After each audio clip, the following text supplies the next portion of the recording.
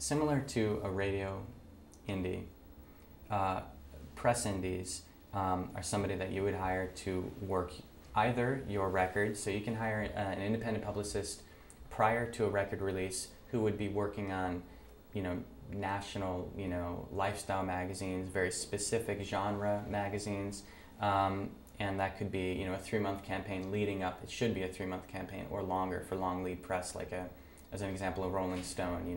You would have to be working 3 or 4 months out in order to get in the publication that you want to have support your record release.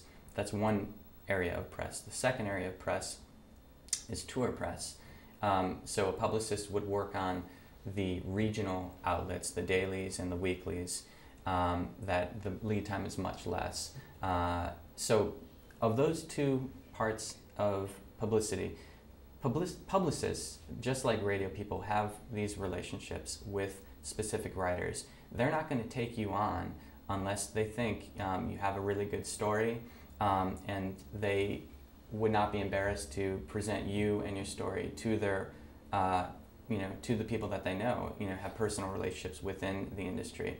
So, to me, it's a little bit, radio folks tend to, you can always find an indie that'll, do whatever you want for you at radio for a fee. Publicists are a little bit more selective, I think, on who they're going to work with. At least the good ones are. And the costs, go from $750 a month to, like a Carla Sachs would be like $5,000 a month, something like that, like a real high-end publicist. So you can get, broad range. I would consider publicity locally, where I wouldn't really consider that with a radio indie. I would consider working with, in Boston, we have Berkeley here. There's a lot of music happening around here. There's several publicists around here.